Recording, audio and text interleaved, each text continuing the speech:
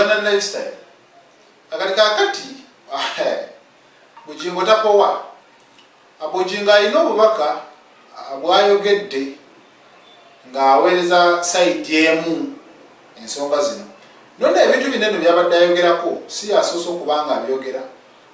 n'omubaka wa Kimanya Kabonera Abedi Bwanika ensonga zino eno ezisimbako nnyo essira kale katusooke tuwulirize newankubadde ono abadde ayita mu ngero obanga ogenda mu kalulu konna okirowoozangako nnyo nti omuntu anaakulembera singa tujjako muzeeyi anaakulembera alirekawo obulokole kubanga n'abamu bw'omubuuza nti owange kubisi ag'ogamba kigagamba nina omukazi si kye tubuuza mukazi wo tukimanyi omulina mu mbeera y'emu ono nno asobodde okubeera nga awa n'ensonga ze lwaki tosobola kukeera ku makya munnange anaafuuka musiraamu ekintu kumutayirira kintu kyamutiisa nnyo ekintu kumutayirira kyamutiisa nnyo naye ye lwaki ngenda mu maaso kansooke mbawe ng'ayogera nasaala emyezi 3 mbuuza nti lwaki wakoma ku 3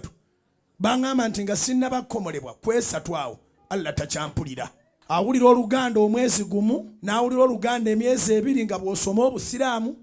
kati omwezi ogwokusatu bw'oba ogaanye then kati omala budde neŋŋamba sinagonoona budde gye mbadde nva mu bukantu kimbadde nva lwakwonoona budde ati awo nensigala ku njiri y'oku street nga njiwuliriza sina kyemmanyi leeta bwino alinga leeta bwino leeta bwino alinga leeta bwino sebo yakomola Muhammad teyabula nze olaba sitya mpiso yokka amba babanga Muhammad amukomodde tannalabika ntambuddemu sina buzibu ntya mpiso ate oŋŋambe mugenda kuleeta kaso bakanyanga kuŋŋamba tibiruma mbukagira omuntu kube nga bateredde dda naye nagenda nga okulaba bannange be bakomodde nali ne munnange asula kaso bamuyita Abbas Kyeyune mu mbeera bwetyo okutayirira tekiri ku ddiini ya Buisiraamu yokka wabula kikolwa kya buyonjo omuntu yenayina bamutayirira kimwanguyira okweyonja omuntu bamutayirira akawuka ka mukenenya nako munnange ebitundu tebibeera bingi nnyo ng'atali mutayirire naye ng'ekikulu kya byonna buyonjo n'okwekuuma eri endwadde ez'enjawulo kati Pastor Bujingo ye bwati wasobodde okubeera ng'awa endowooza ye